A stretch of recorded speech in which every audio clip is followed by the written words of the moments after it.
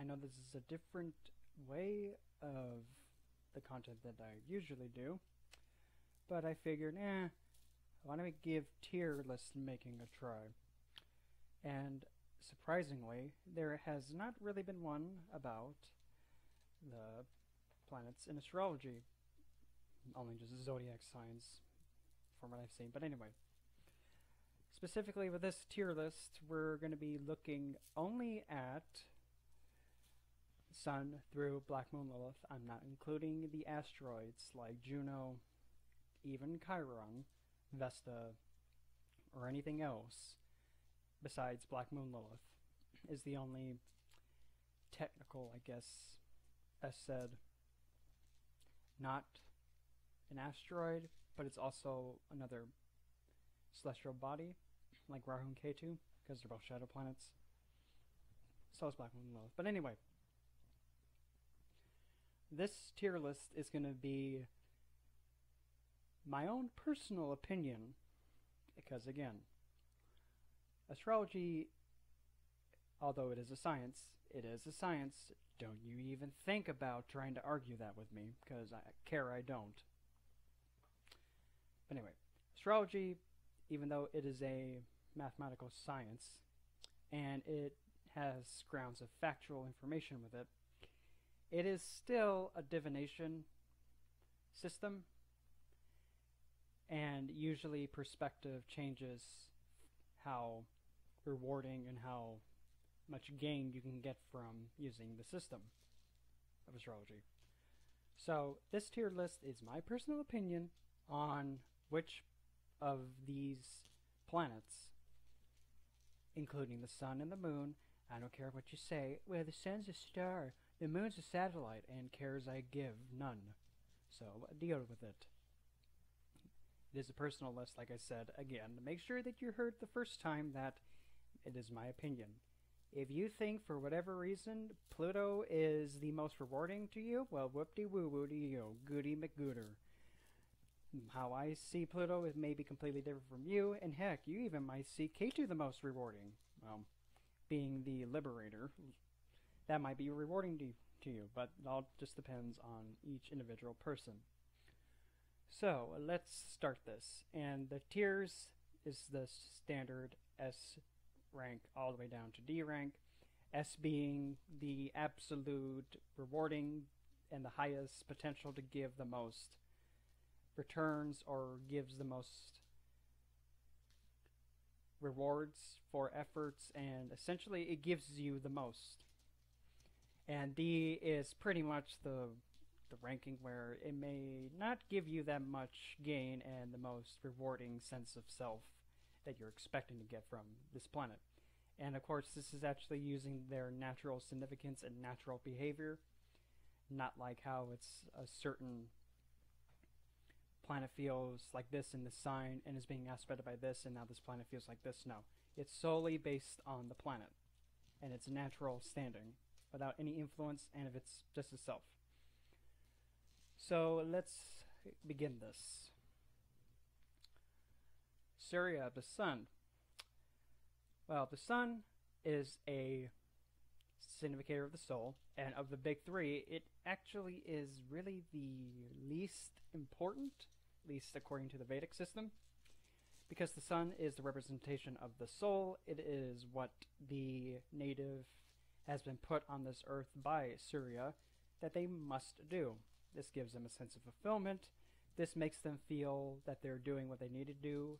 This is also a part of their identical ways of identifying themselves. And it also represents authority, government, and it's also the part where you can actually see somebody's vitality. The sun, for me, I would have to say, the sun really, it can be a two-way street. Because the sun is a mild malefic based on Vedic system. It burns stuff, but it also brings light. It helps you see, but it also can blind you, and it can also burn things and combust things and kind of leave a permanent mark on something. In the B tier, to me, that fits the most because it's right down the middle. And because the sun can also show profession and fame and wealth, but because if you're gaining fame, that may not make it rewarding. So the sun can go one of two ways, at least for me. And now that I'm really thinking about it, I might even consider maybe making it go up one, maybe, but primarily right down the middle fits the best because you can be in a high standing position and you can have all this authority, but you may not feel like you are gaining the most reward from it. Because, like how there's people that are famous, they kind of cannot handle being famous, and they may think that they're getting so much from being well known, like an actor, an actress, or a songwriter, or even a performing artist. They may not feel the most rewarding or the most fulfilled in that line of work. They actually might feel rather dissatisfied and rather upset being in the spotlight nonstop. So the moon is probably the most vital planet out of all of them because the moon's the mind, the emotions. It can sometimes be used as the mother figure, and it's also essentially how one emotionally reacts and connects to other people. The moon, I have to say, it would have to be much higher than the sun. Because the moon, in fact, not even an A tier, S tier. Because if the moon is in a state where it's peaceful, calm, and it's stable, it's able to feel happy and is able to express its emotions and creativity and being able to connect to others in a way that's really grounding and really emotionally fulfilling.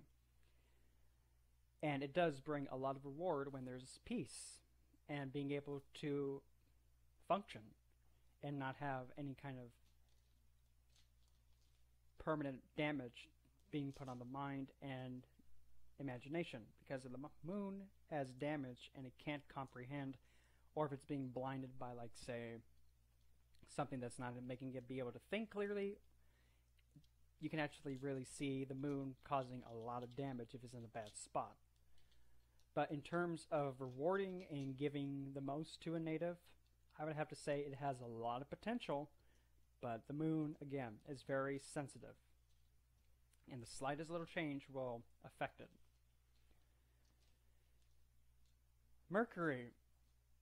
Now, Mercury represents speech, communication, talent, scales of the hands.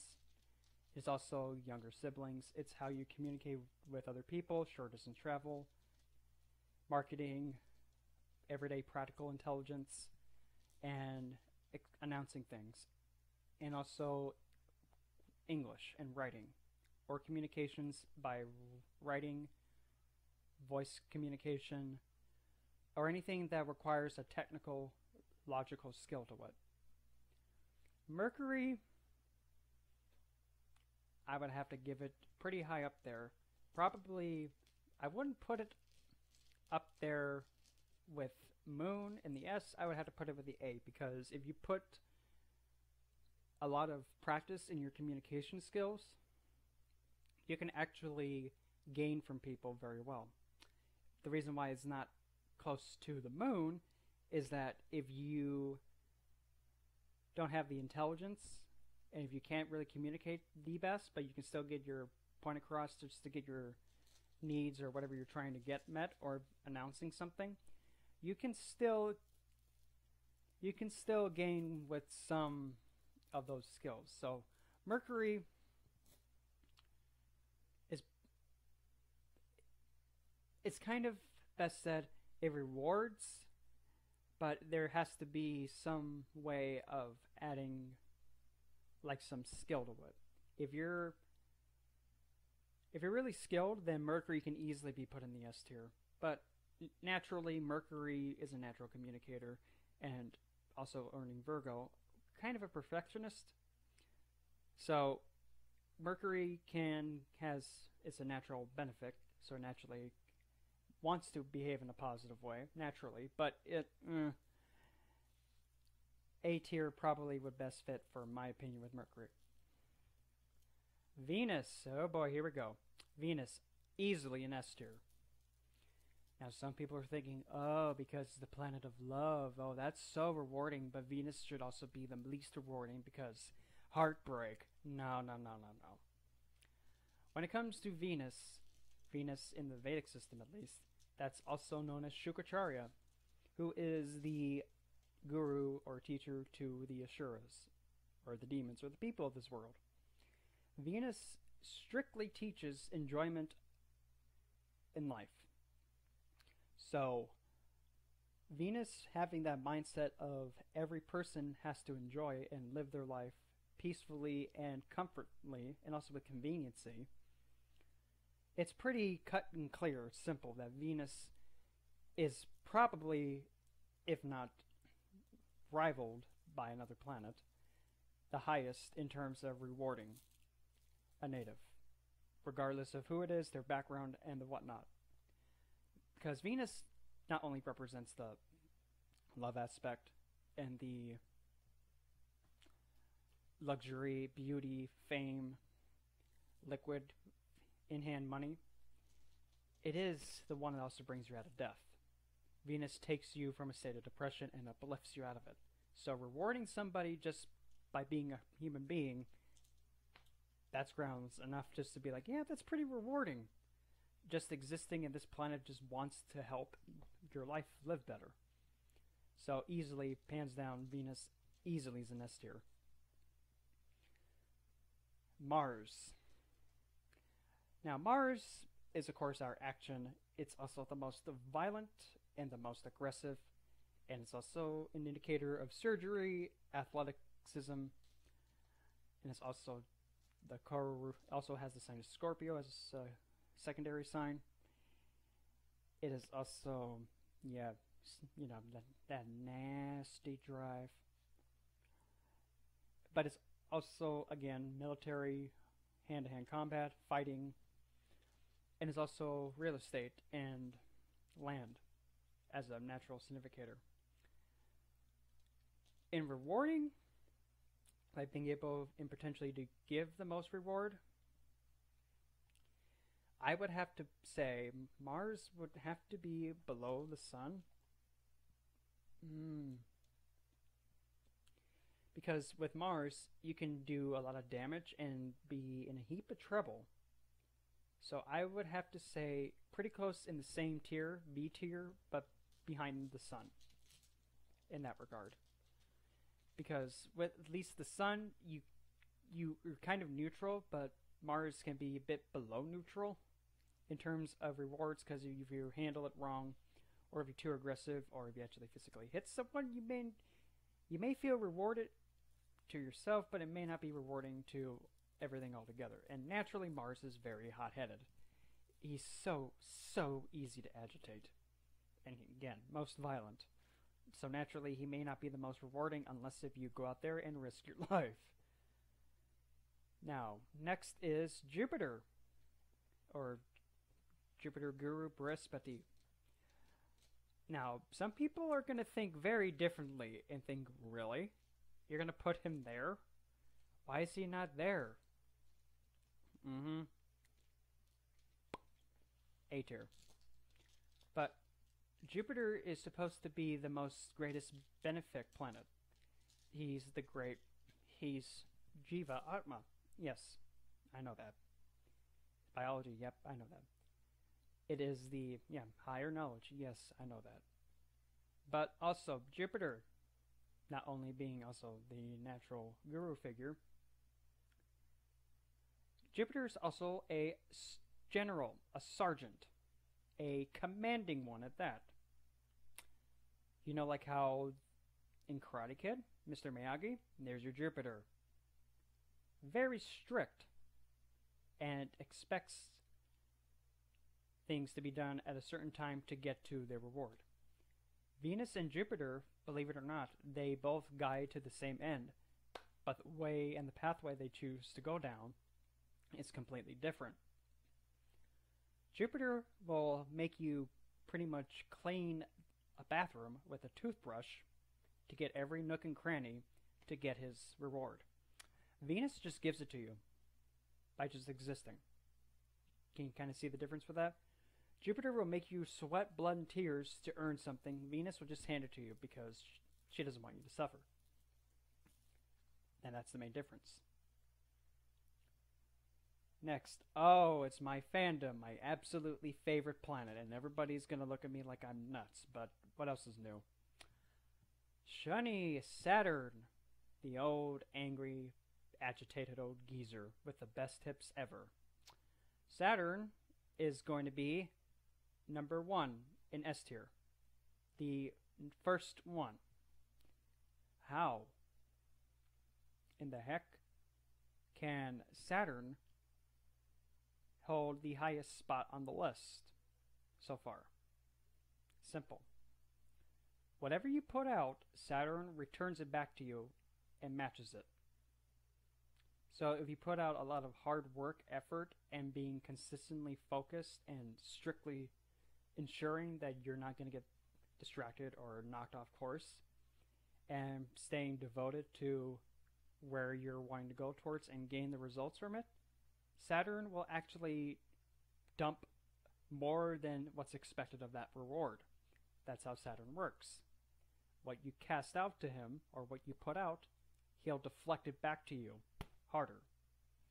Hence why the rings of him deflect close to 33% of the light from the sun. That's pretty much the representation of it. What's casted to him, he knocks it back to you. You put in hard work and really put your all into something, he'll match that effort in more rewards coming from it. And that's naturally how he is. And being an honest reality, point blank, in telling exactly how something is. If it's really great, if it's complete and utter BS, if it's a big mistake, and if it's something point blank harsh that you do not want to hear, that's very, in my opinion, that's like the best thing a planet or any being or anyone can do for you. Telling you, you're stupid, stop! Even when all the other planets, like Venus, is like, no, it's okay, express yourself that way. Saturn's the opposite. You're so stupid, stop doing that! You're gonna break your neck! And then you break your neck. That's really difficult for a lot of the other planets, too, to also be upfront and honest and reality about things. So, all around, Saturn does have the highest potential, but you have to actually put it out in the first place. Because if you don't, he's going to return back to you the results of your, not efforts.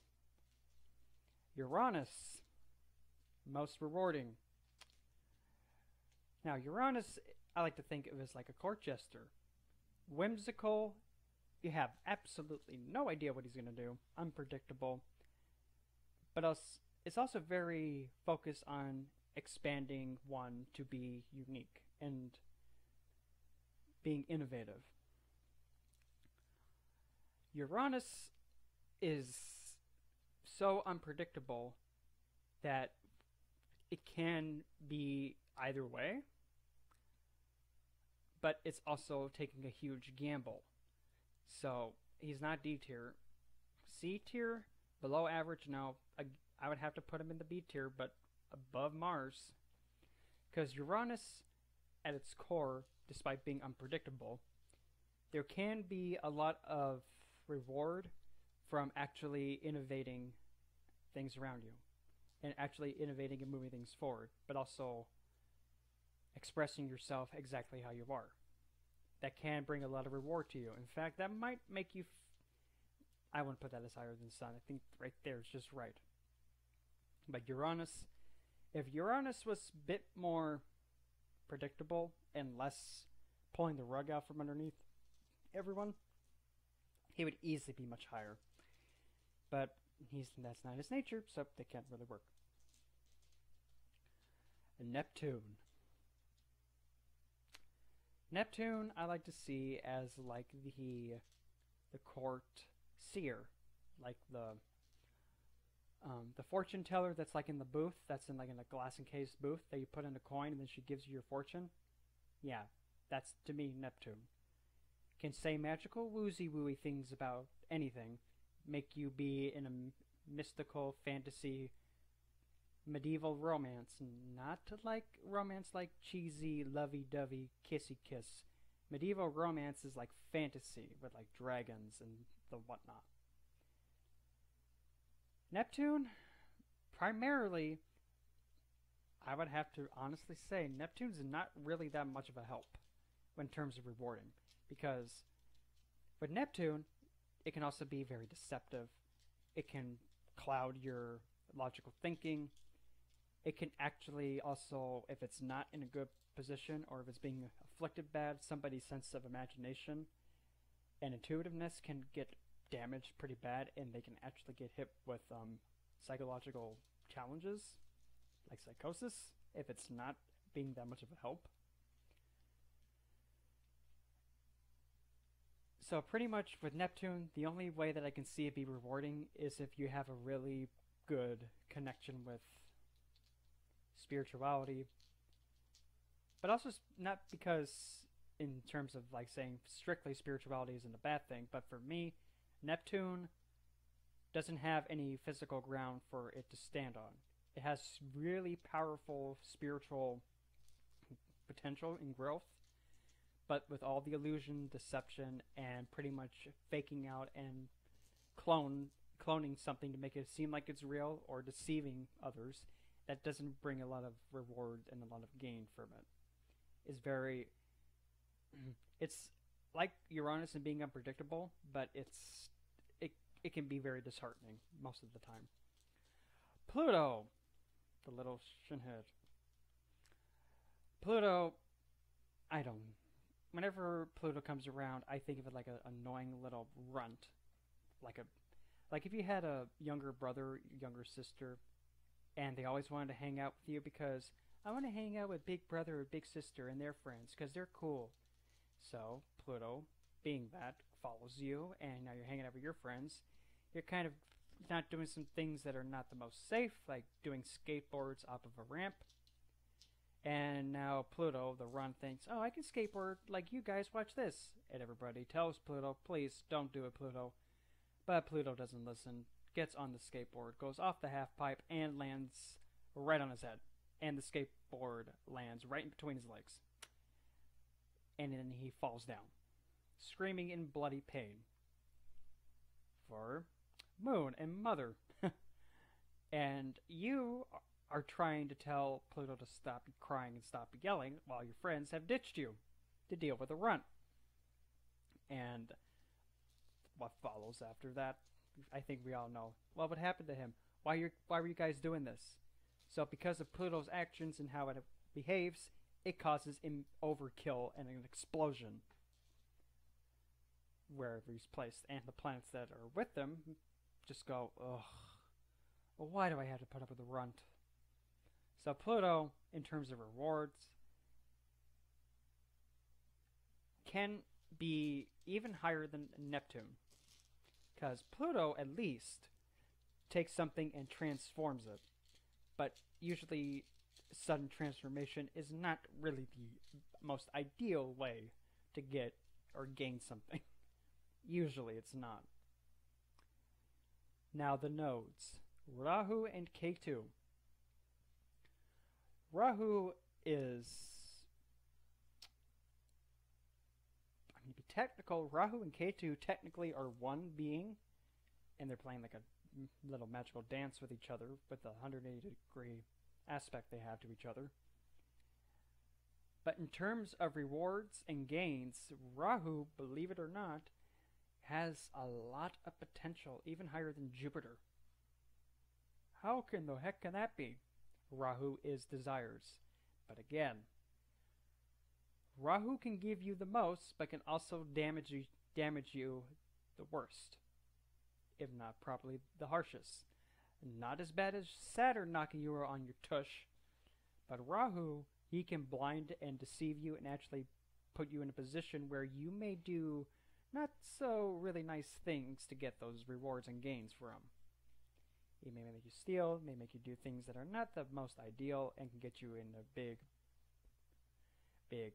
big trouble. So, overall, Rahu is also where you're seeking to go towards in your least experience, so you want more and more of it. So, Rahu can give that sense of like, well, come get this, there's your reward, here's some more, have some more. So, it can give that constant desire for those rewards and gain them. Just make sure it doesn't possess you and you get blinded by them. K2, the South Node. Unless if your highest or what's rewarding to you is being detached and research and being meh with everything, literally meh with everything that's not where within.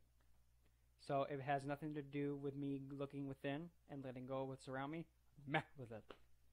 So in terms of rewards, again, K2 can only be rewarding by letting go and going within. K2, for me, unless it was also real spirituality, it could not be any higher than D tier. Because to me, most rewarding is that it gives you the most on this physical 3D plane. Naturally. K2 detaches from it. So not really rewarding on the plane level, that is, with K2. Last but definitely not least, we have the lovely Black Moon Lilith. Now, Black Moon Lilith. The best way I can describe her? Unknown. You have no idea what she's going to do. She's so unpredictable, and she does not play by the rules. She does whatever she wants. She is very complicated to understand, but you have to have this intuitive feel and understanding somewhat about her to kind of get a general idea on how she's going to behave. As a significator of one's sense of self-empowerment, how one pretty much gets their empowerment from, because that's Black Moon Lilith. If somebody doesn't feel empowered to do something, they're not really going to do it. In fact, they actually may be in a state where they don't want to do anything, so they won't feel rewarded doing anything at all. So in this case, and also Black Moon Lilith also shows vengeance, how one carries out revenge. Is also how somebody seduces other people, captivates them, and has them be allured to do what she deems them to do. And it's also how one treats, of course, women. And it's also the shadowed feminine side, but more it's the shadow side that is silenced. When you're able to incorporate and allow that shadow side to speak, you can actually see that it's actually very rewarding. In fact, pretty high up there on the S tier. But again, Black Moon Lilith is unknown, just like Uranus, and unpredictable. You never know what she's going to do, but once you find the empowerment within the native, or they find it within themselves, they can actually see that being very rewarding and provide them the most gains. So that's the tier list.